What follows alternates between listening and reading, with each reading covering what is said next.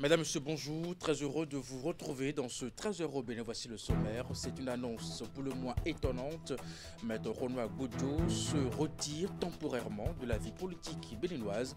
Le candidat recalé à la présidentielle du 12 avril 2026 a annoncé se consacrer désormais à sa famille et à son cabinet. La substance de sa déclaration est à suivre dans un instant. Ensuite, le système des Nations Unies célèbre 80 ans d'existence. La représentation de l'ONU au Bénin a organisé une série d'activités. Parmi celles-ci, une campagne de dons de sang, dépistage et autres à la place de l'Amazone. Le but est de promouvoir la santé publique et de mettre la lumière sur les actions des agences de l'ONU au Bénin. Et puis enfin, à Sakété, les femmes bénéficiaires du microcrédit IRED étaient à l'honneur. Ce dispositif initié par le ministre des Enseignements maternels et primaires, Salima Le Karimou, continue de transformer des vies et redonner espoir à des milliers de femmes. L'initiateur a réuni les bénéficiaires autour d'une cérémonie de retrouvailles. Le compte rendu est à suivre dans un instant.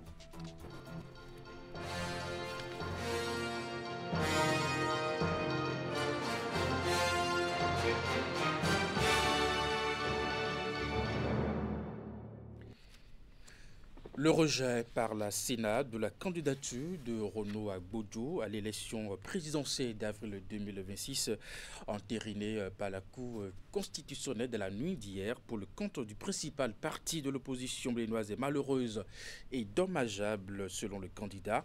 Le candidat a déclaré avoir été victime de dysfonctionnements internes, bien entendu à son parti d'appartenance et d'adversité coupable en tant que légaliste respectueux des lois de la République. Il dit être obligé, la mort dans l'âme, de se soumettre au droit. C'est donc un Renoir Gbodjo déçu, mais pas rancunier, qui était face aux médias ce matin pour sa déclaration. Voici un extrait. J'ai souhaité en toute liberté et en toute responsabilité reprendre la parole pour m'adresser à vous après la décision rendue par la Cour constitutionnelle depuis hier nuit suite au recours exercé contre la décision de rejet de ma candidature par la Commission électorale nationale autonome. C'est une décision malheureuse et dommageable car j'ai été victime de dysfonctionnements internes à mon parti politique et d'adversité coupable. En tant que praticien du droit et attaché à la légalité, je suis obligé de prendre acte de la décision de la Cour constitutionnelle malgré toute ma déception et surtout la tristesse et le désarroi dans lesquels cette décision a plongé des millions de nos compatriotes qui, à travers ma candidature à l'élection présidentielle, espéraient fortement un changement de cap dans la direction des affaires de mon pays. J'ai été particulièrement marqué par toute la ferveur et la liesse populaire que ma désignation en qualité de candidat du Parti Les Démocrates à la prochaine élection présidentielle a suscité. Je vous en suis infiniment reconnaissant. Je voudrais également témoigner toute ma reconnaissance au président Thomas Boni Yayi, président du Parti Les Démocrates, pour la confiance qu'il a placée en la jeunesse béninoise à travers le parrainage de ma candidature. Mais malheureusement, ce coup d'essai n'a pu se transformer en coup de maître. Et nous connaissons tous les raisons internes au parti qui ont eu pour corollaire le rejet de ma candidature par la Sénat. À titre personnel et en tant que chrétien et homme de foi, je n'éprouve aucune rancœur et aucun ressentiment à l'égard de qui que ce soit. Notamment l'honorable Sodino Michel, à qui j'exprime mes regrets. J'invite le peuple béninois à en faire de même et à ne poser aucun acte de violence ou de représailles afin de préserver la paix sociale et la concorde.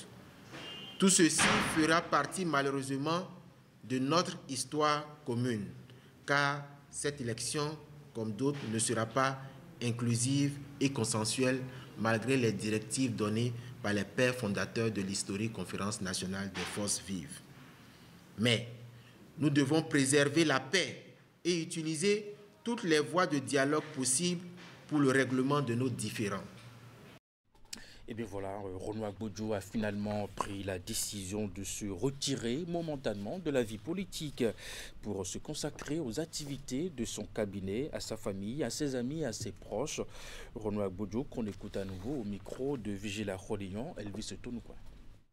Tirant les leçons de toute cette expérience exaltante, au cours de laquelle j'ai pu défendre des hommes et femmes politiques de premier plan pendant près d'une décennie pour le respect des libertés et de la démocratie, je pense après moult réflexions qu'il est peut-être temps de faire une pause. Je voudrais donc annoncer mon retrait de la vie politique béninoise pour quelque temps afin de me consacrer beaucoup plus à ma famille, à mon cabinet et à mes proches. C'est une décision extrêmement difficile, mais longuement réfléchie. Je voudrais en outre, et avant de conclure, m'adresser aux candidats retenus par la Sénat pour la prochaine élection présidentielle du 12 avril 2026 et particulièrement aux plus jeunes de ces candidats. Monsieur le ministre d'État, Romuald Wadani, votre responsabilité dans la conduite de la destinée du Bénin sera grande. Vous êtes brillant et compétent. C'est un secret de polichinelle. Mais le peuple béninois reste et demeure attaché à la liberté, à la justice sociale et à la réconciliation de tous ses fils privés de liberté et contraints à l'exil. Je vous exhorte, en cas de victoire, et c'est tout le mal que je vous souhaite, de mettre tout en œuvre afin de réunir toutes les sensibilités politiques, économiques et sociales autour d'une même table pour une réconciliation vraie et sincère et pour le bonheur des Béninois. Que Dieu bénisse le Bénin. Je vous remercie. Et bien voilà à l'instant donc la déclaration du candidat Renaud Gbodjo. Entre-temps, Franck Arnaud nous a rejoint dans cette édition. Franck Arnaud, bonjour. Bonjour Eric. Vous êtes journaliste, rédacteur en chef Canal 3 Télévision. Vous êtes ici justement pour analyser cette décision, je dirais, inattendue du candidat. En tout cas, à ce moment précis, Maître Gbodjo était face à la presse ce matin pour annoncer son retrait temporaire de la vie politique béninoise. Une déclaration qui suscite déjà beaucoup de commentaires. Quelle analyse vous en faites? Oui, beaucoup de commentaires, Eric, parce que c'est un véritable coup de tonnerre que nous avons reçu ce matin lors de la déclaration de Maître Renaud Gbodjo, une déclaration qui est riche, ma foi, en symboles et en implications politiques. Elle marque à la fois une conclusion amère à un échec de candidature à la présidentielle, mais également l'adoption d'une posture politique inattendue, vous l'avez dit tout à l'heure dans votre introduction. Alors, disons, lectures. La crise interne exposée au grand jour. Vous savez, beaucoup d'analystes ont dit qu'au niveau du parti Les Démocrates, il y avait un sérieux problème d'organisation, un sérieux problème de leadership. Eh bien, la déclaration de Maître Renaud Gbodjo aujourd'hui a donné raison à tout cela, a apporté de l'eau au moulin de tous ceux qui pensaient cela, parce que vous avez vu cette phrase qu'il a lâchée, dit, eh bien, j'ai été victime de dysfonctionnement interne à mon parti politique et d'adversité coupable. C'est fort lorsque vous êtes dans une organisation humaine. C'est vrai que et cela est inhérent à toute organisation humaine, mais lorsqu'on en vient à dire que j'ai été victime de dysfonctionnement interne à mon parti politique et d'adversité coupable, eh bien, le mal était bien profond et beaucoup l'ont souligné. Nous avons eu la preuve aujourd'hui. Cela peut être un mobile, Eric, de démoralisation de la base militante et projette l'image d'une opposition, ma foi, divisée, inefficace, incapable même de maîtriser les règles du jeu qu'elle critique assez abondamment. C'est une reconnaissance aussi publique et cinglante de la faillite organisationnelle des LD. Ça veut dire que le problème est bien interne. Une retraite temporaire, vous l'avez entendu, par la grande porte, je souligne, eh bien, l'annonce de son retrait, eh bien, Maître Renaud Gbodjo lui permet de prendre de la distance tout en sauvegardant son capital politique et personnel. Il a dit, je me retire pour m'occuper de ma famille, mes proches et mon cabinet. Eh bien, il a certainement pris la mesure de la situation. Il a vu que ça va droit dans le mur et il veut se retirer pour se refaire une santé en termes d'activité professionnelle, politique, parce qu'il est assez jeune. il peut encore faire de bons pas en politique. Il a pris la mesure de cette situation. Alors, la troisième, disons, lecture que je fais de cette déclaration, c'est le message à Wadayi, une reconnaissance conditionnelle. Cette exhortation que Maître Renaud Agbodjo n'est pas un simple acte de courtoisie, pas du tout, parce que les mots choisis sont assez clairs. Il a demandé à Wadayi de travailler à la cohésion, à la stabilité, à une vraie réconciliation, parce que actuellement le climat politique est vicié, est assez enrhumé, personne ne peut le démentir, et donc à son arrivée qu'il travaille, s'il était élu bien évidemment, qu'il travaille à une vraie réconciliation. On ne pouvait pas attendre mieux d'un candidat à une présidentielle qui a pris du recul, qui a réfléchi et qui a vu que bien la situation n'était plus en faveur de leur parti. Et donc, il se retire tout simplement de la politique. Alors, Maître Renaud Agbodjo envoie ainsi un signal très fort au camp présidentiel, celui d'un acteur politique prêt à l'ouverture et non à l'affrontement systématique, ce que tout le monde craignait d'ailleurs. Et c'est une tentative de poser un jalon pour l'avenir du Bénin en mettant l'accent sur la justice sociale et l'unité, Éric Guédelon. Alors, Franck Arnoux, quelles peuvent être les implications politiques de cette sortie de Renaud Agbodjo? Deux implications. D'abord, il y a une sorte d'implosion partielle du parti Les Démocrates parce qu'il était considéré jusqu'à ce matin comme, disons, la tête de proue de cette formation politique qui s'engageait dans une course à la présidentielle.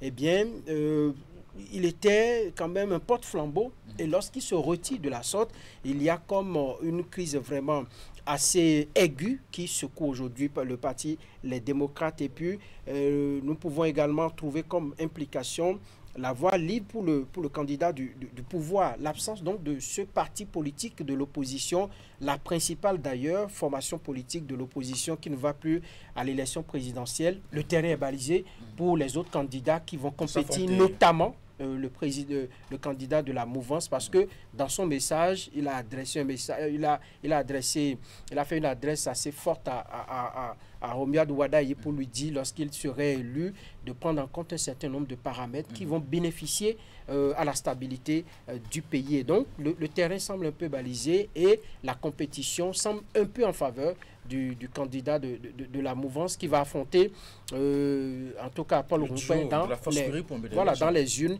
Je pense que c'est une déclaration à la fois pour dire un peu ce qui ne va pas, mais également pour... Ses attentes. Oui, ses attentes, son repositionnement, mais qui peut prendre un peu de temps parce qu'il n'a pas été, disons, direct. Sur son avenir.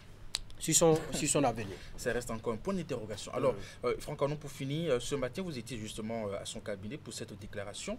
Mais quel Maître Renaud Agbodjo avez-vous vu ce matin? Alors, j'étais à quelques centimètres de Maître Renaud Agbodjo. Ça m'a permis de prendre la vidéo qui circule sur les réseaux sociaux. J'ai vu un Renaud Agbodjo qui a encore de l'énergie, qui a encore de l'avenir devant lui, un jeune qui avait de l'ambition, peut-être pour ce pays-là, parce qu'on ne sait pas, on n'avait pas encore découvert son projet de société, mais j'ai vu un jeune que je connaissais par ailleurs à l'université de Parakou, lorsqu'il fut président d'association estudiantine à l'université de Parakou. On a échangé d'ailleurs quelques mots à ce sujet ce matin. Donc j'ai vu un Maître Renaud Agbodjo qui voulait bien compétir, qui voulait donner de sa fougue dans cette compétition et permettre, mais malheureusement, disons, les obstacles ont eu raison de leur parti politique et aujourd'hui, il en tire toutes les conséquences. Mais le plus important, je l'ai vu, il faut à un moment donné prendre une pause pour savoir si le projet que l'on veut réaliser est un projet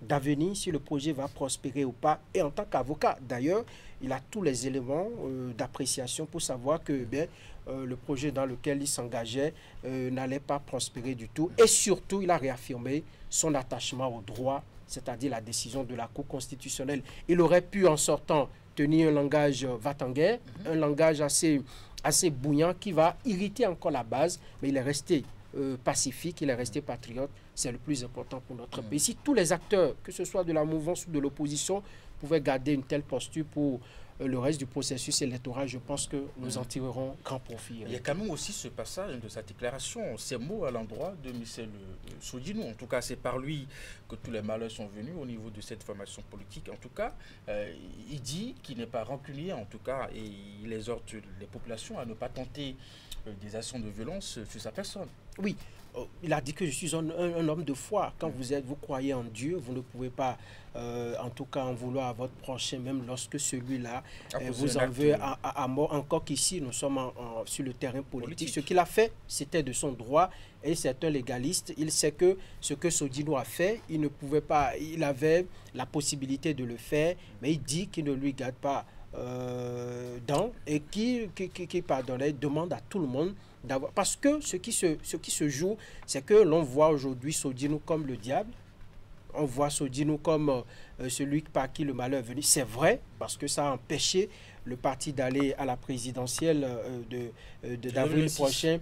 Et donc, si on continue de nourrir ce sentiment-là, ça peut se transformer en violence, ce que lui, il ne souhaiterait pas. Il a pris, en tout cas, il a pris pour lui, comme le disent un peu les Ivoiriens, et demande maintenant à tout le monde de pouvoir adopter les bons comportements. Merci à vous, Franck Ornon, pour ces éléments d'analyse à la suite de cette déclaration en images à présent. Cette annonce intervient juste au lendemain du verdict de la Cour constitutionnelle qui a définitivement mis un terme aux espoirs du Parti Les Démocrates de participer à l'élection présidentielle 2026. En effet, les membres de la Cour constitutionnelle étaient en audience plénière spéciale ce lundi pour examiner 4 dossiers de recours liés à l'élection présidentielle 2026, justement, et puis la décision EP 25-07 du 27 octobre 2025 rendue, bien entendu, dans la nuit d'hier par la Cour constitutionnelle. La haute juridiction a confirmé que les binômes suivants sont qualifiés pour participer à cette élection du 12 avril 2026. Il s'agit de Romuald Wadayi, Mariam Tchabitalata, Paul Rompet et Roch Judikel Ronwano. Ces 2 binômes ont été jugés conformes aux exigences du code électoral, notamment en matière de parrainage et de complétude des dossiers. En revanche, 3 autres candidatures ont été rejetées pour irrégularité et incomplétude, dont celle du duo soutenu par le Parti des démocrates Agbodjo Lodjou, qui n'a pas pu réunir le nombre requis de parrainage à cause du retrait du député Michel Sodino. Conformément à l'article 44 de la Constitution, les candidats devront se soumettre à une visite médicale obligatoire.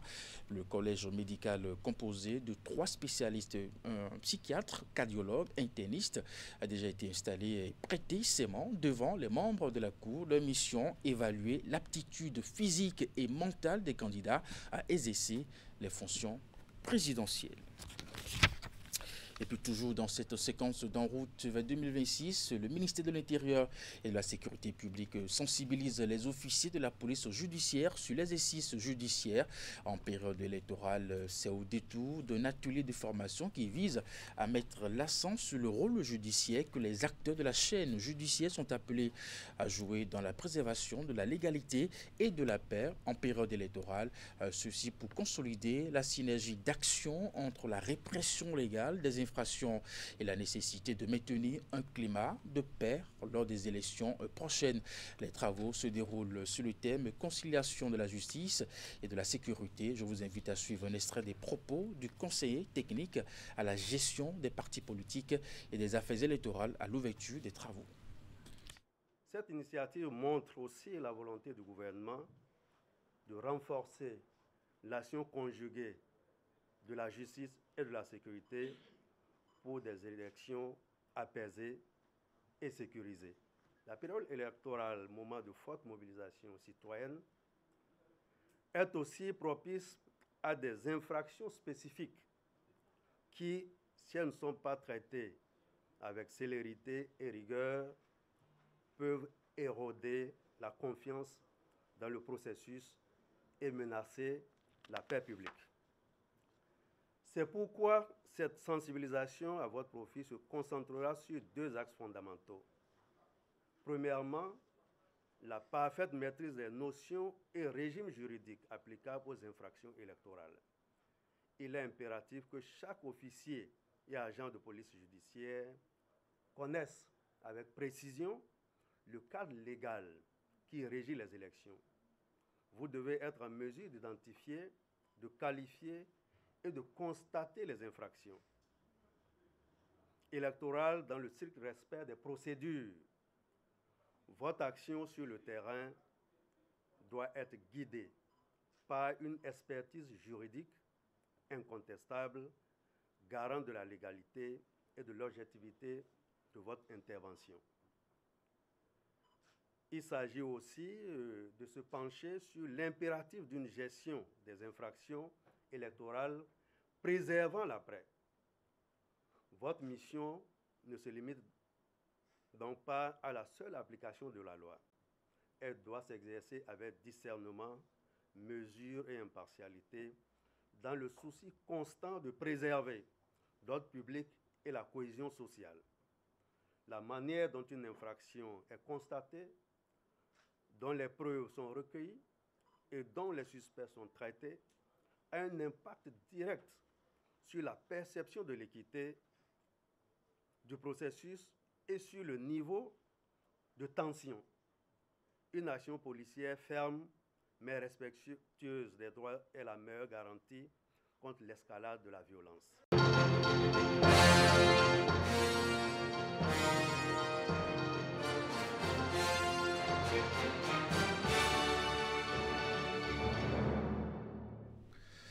Le système des Nations Unies célèbre ses 80 années d'existence. Cet anniversaire n'est pas passé sous silence au Bénin. La représentation de l'ONU au Bénin a organisé une série d'activités. Parmi celles-ci, une campagne de dons de sang, dépistage et autres à la place de l'Amazone. Le but est de promouvoir la santé publique et de mettre la lumière sur les actions des agences de l'ONU au Bénin. Et c'était ce lundi. Voici le compte rendu.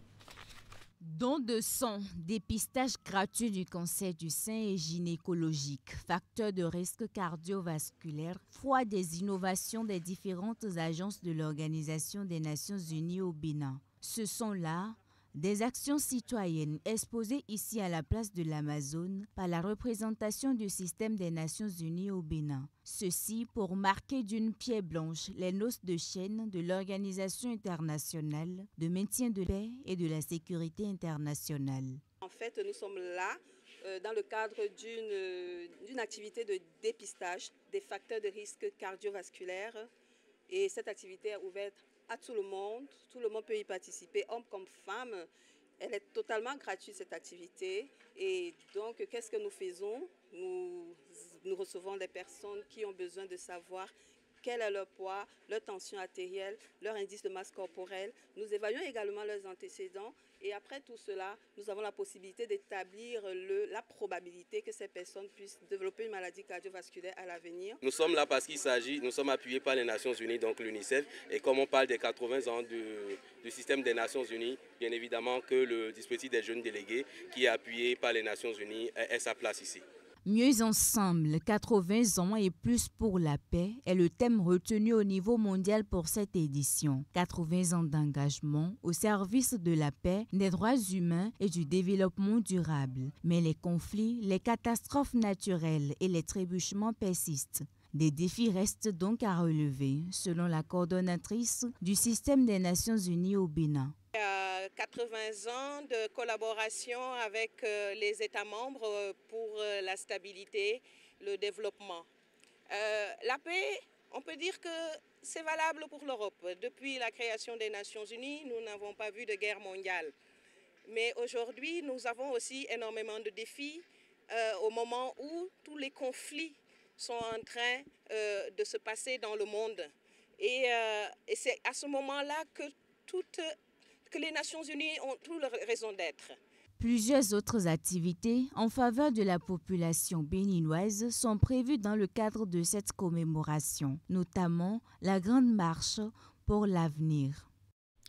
À Sakété, les femmes bénéficiaires du microcrédit IRED étaient à l'honneur. Ce dispositif initié par le ministre des Enseignements maternels et primaires, Salimane Karimou, continue de transformer des vies et de redonner espoir à des milliers de femmes. Retour sur cette cérémonie de retrouvailles des bénéficiaires avec l'initiateur du programme dans ce reportage. Le ministre Salimane Karimou, heureux de partager des instants de joie avec plus de 1500 femmes bénéficiaires des microcrédits IRED, un programme qu'il a initié pour accompagner les femmes dans leurs activités génératrices de revenus. Ce chiffre n'est pas seulement statistique, il correspond à 1500 histoires de courage, des commerces ouverts, des ménages stabilisés, des enfants bien soutenus. Ce dispositif n'est pas un don ponctuel, mais une passerelle vers l'autonomie. Il incarne la conviction que la dignité s'acquiert mieux par la capacité d'agir que par la dépendance. Permettez-moi donc, à cette occasion, de rendre hommage à l'initiateur du projet pour avoir transformé une sollicitation sociale en instrument de développement durable. Le rêve du ministre Salimane Karimou est devenu réalité, puis un véritable succès grâce au partenariat avec la FESECAM qui assure la gestion technique et financière du dispositif. Les résultats obtenus sont plus encourageants. Plus de 1500 femmes ont bénéficié de plus de 377 millions de francs CFA entre novembre 2022 à ce jour. Actuellement, nous collaborons activement avec plus de 1000 femmes pour un encours de 90 millions de francs CFA. Ces chiffres traduisent concrètement l'impact de ce partenariat sur le développement économique local et sur l'amélioration des conditions de vie des femmes. Ce programme, né des sollicitations sociales que recevait le ministre Salimane Karimou, est aujourd'hui une belle réussite au service de l'autonomisation des femmes. Lorsque nous avons commencé en 2022, si la première étape avait été un échec, je ne suis pas sûr que nous soyons encore si nombreux aujourd'hui à fêter l'événement. Félicitations à tout le monde. Je voudrais vous saluer et saluer votre sérieux. Vous avez permis à d'autres de bénéficier de l'initiative. Mon souhait est que cela puisse se pérenniser. Au-delà de ma personne. Et cela doit se pérenniser ou peut se pérenniser si nous continuons d'être sérieux. C'est à ce sujet-là que nous invite chacun et tous. Reconnaissantes, les bénéficiaires ont exprimé leur profonde gratitude au ministre Salimane Karimou pour cette initiative qui a changé leur quotidien. Et pour justement évoluer dans cette édition, Cotonou, capitale africaine du climat, pendant 2 jours, experts, décideurs et acteurs du développement se retrouvent pour la 6e édition du sommet Climate Change Afrique, au cœur des échanges énergie renouvelable, adaptation et biodiversité, des leviers essentiels pour renforcer la résilience du continent face aux effets du changement climatique. C'est une rencontre qui confirme une fois encore le rôle moteur du Bénin, justement, dans la lutte pour un avenir durable. Tidi Goudalo pour les détails. C'est une rencontre continentale d'envergure qu'abrite Cotonou. La 6e édition du sommet Climate Change Afrique s'est ouverte ce lundi 27 octobre 2025 autour du thème énergie renouvelable, adaptation et biodiversité, enjeux et perspectives. J'aime bien cette métaphore inspirante du président Talon qui a dit que l'énergie est le sang de l'économie. Mais cette métaphore, pour qu'elle prenne tout son sens et ouvre la voie à la prospérité de nos territoires, ce sang doit être renouvelable. Le changement climatique n'est pas un sujet de colloque, une abstraction diplomatique, ni un slogan pour les sommets. C'est une tragédie vécue au quotidien. Il a le visage de nos populations, il porte le souffle de nos villes, il habite la réalité tangible de nos territoires, il s'imbibe dans nos rues, il s'impose à nos saisons, il façonne notre destin. Ministres, experts, acteurs locaux et membres de la société civile venus de plusieurs pays prennent part aux travaux. Il s'agit de réfléchir à des solutions concrètes pour accélérer la transition énergétique, renforcer la résilience des territoires et mieux protéger la biodiversité. Un sommet Climate Change, c'est un temps collectif qui doit participer, qui doit structurer le débat international, qui légitime des propositions collectives, qui doit donc ensuite influer sur les décisions prises dans les instances de la gouvernance mondiale, interpeller, convaincre les principaux dirigeants mondiaux. Notre pays a multiplié les engagements et les projets dans les énergies propres. C'est ainsi qu'en 2025, nous avons lancé un projet solaire de 45 millions d'euros pour électrifier 50 000 foyers à travers 4 centrales, une à Boyko, une à Parakou, une à Djougou et une à Natitengu. Des panels, ateliers et expositions vont rythmer ces 2 jours de rencontres. Les participants entendent formuler des recommandations fortes à l'endroit des décideurs africains pour une meilleure intégration des énergies renouvelables dans les politiques publiques. C'est la fin de cette édition. Merci de nous avoir suivis. Principale information de ce journal, eh bien, c'est une annonce pour le moins étonnante. Maître Renoir Gbodjo se retire temporairement de la vie politique béninoise. Le candidat recalé à la présidentielle du 12 avril 2026 a annoncé se consacrer désormais à sa famille et à son cabinet. À 16h, c'est votre bulletin d'information. 19h30, la grande édition de la soirée. Et puis, juste après, votre émission Info continue. Portez-vous bien et à très bientôt.